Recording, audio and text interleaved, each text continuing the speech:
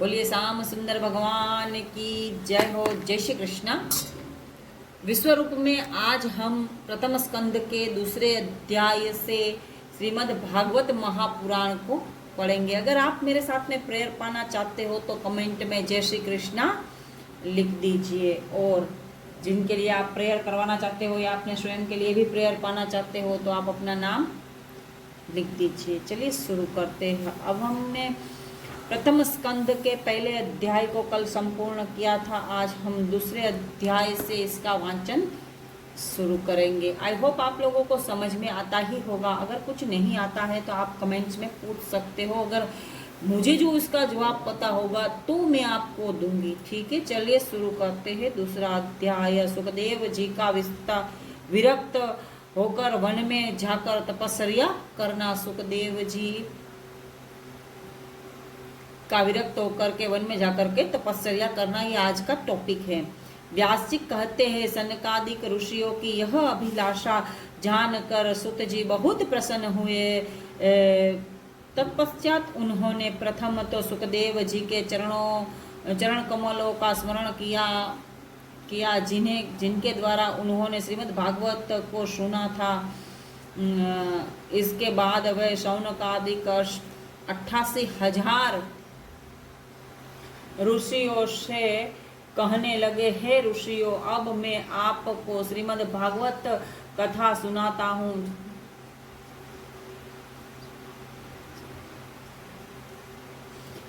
जिसमें आनंद कंद श्री कृष्णचंद्र जी की पवित्र लीलाओं का वर्णन हुआ है। आप लोग उस अमृतमयी कथा को एकाग्रचित होकर श्रवण करें। सुत जी बोले, हे ऋषियों, महामना सुखदेव जी बाल्यावस्था में यज्ञोपवित्र संस्कार से पहले ही संसार को स्वप्न व्रत मिथ्या मानकर घर को त्याग कर वन में तप करने के लिए चले गए। जिस समय श्री सुखदेव जी के पिता वेदव्यास जी ने अपने पुत्र का यह हाल देखा तो वे उन्हें घर लौटने के लिए उनके पीछे पीछे दौड़े और सुखदेव जी को पुकार कर कहने लगे कि हे पुत्र, तुम हम लोगों को इस प्रकार छोड़कर कहाँ चले जा रहे हो? कुछ क्षण वहां ठहर कर हमारी बात सुन लो। किंतु सुखदेव जी इस संसारिक मोह से इतने विरक्त हो चुके थे कि उन्होंने अपने पिता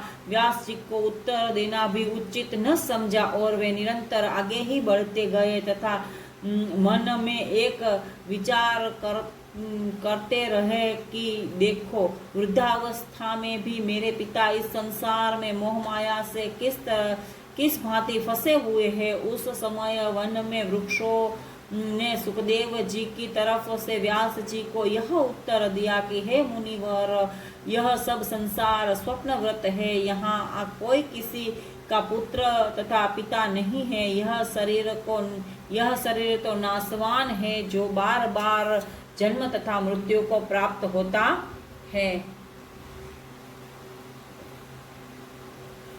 इसके विपरीत जीवात्मा अमर है, जो न कभी मरता है न जीते हैं। अतः तुम्हें अपने पुत्र के जाने पर शोक नहीं करना चाहिए। श्री सुखदेव जी वन में जा रहे थे। उस समय मार्ग में कुछ देवांगनाएं एक सरोवर में नग्न होकर यानी निर्वस्त्र होकर के स्नान कर रही थी।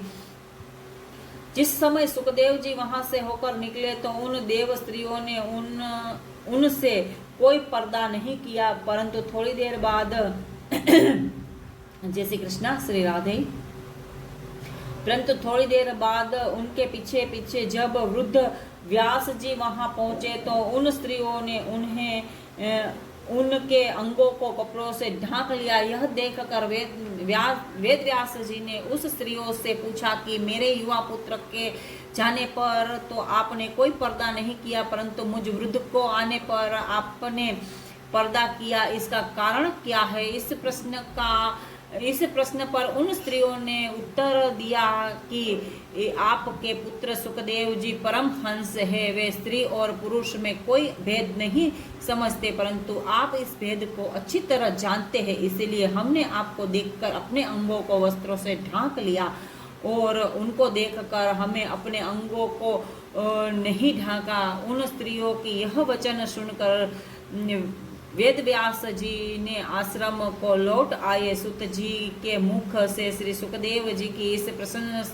प्रशंसा सुन सौनकादिक ऋषियों ने पौराणिक सुत जी से पूछा कि हे महाराज, आप सुखदेव जी की इतनी प्रशंसा क्यों कर रहे हो? तब सुत जी उन सब को संकेत करते हुए इस प्रकार कहने लगे, हे ऋषियों, श्री सुखदेव जी ने भवसागर से पार उतरने वाली इस कथा को लोक कल्याण अर्थे अपने मुखारविंद से संसार में प्रकाशित किया है। अतएव वे ऋषियों में महर्षि और गुरुओं में भी गुरु है। अतः आप लोग उनकी महत्ता के संबंध में किसी तरह की शंका ना करें। सुत जी के यह वचन सुन वह ऋषि मुनियों का संदेह जाता रहा। इतनी कथा सुनकर श्री सुत जी कहने लगे, हे ऋषियों, इस कथा को सुनने से मनुष्य विरक्त एवं ज्ञानी होकर मोक्ष को प्राप्त होता है। इसीलिए मनुष्यों को चाहिए कि वह एकाग्र मन से श्रीमद् भागवत कथा को सुने और अपने मन को माया मोह से हटाकर श्री हरि भगवान के चरणों में स्नेह करे। जो मनुष्य एक परब्रह्म परमात्मा के चरणों में अपना चित्त लगाकर उनके चरित्रों का श्रवण करता है, उनके हृदय में काम, क्रोध, लोभ, मोह एवं अहंकार रूपी मेल नष्ट हो जाते हैं और उसके हृदय में श्री हरि के चरणों का निवास हो जाता है। उसका हृदय पवित्र एवं उज्जवल हो जाता है। अतः अपनी मुक्ति चाहने वाले प्राणी को श्री हरि कथा अमृत का पान अवश्य करना चाहिए। श्री हरि की कृपा से ही मनुष्य का मन सत्संग में लगता है।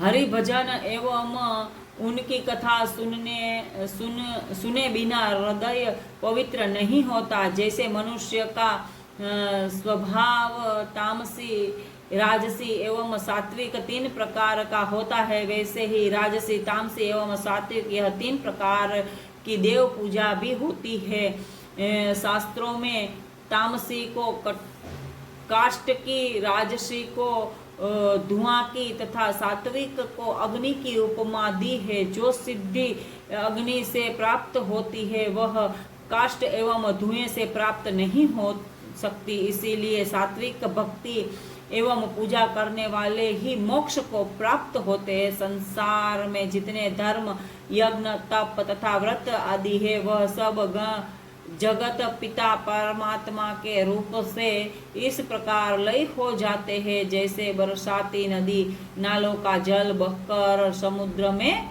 समा जाता है। जय श्री कृष्ण। प्रथम स्कंद के 2य अध्याय संपूर्णम।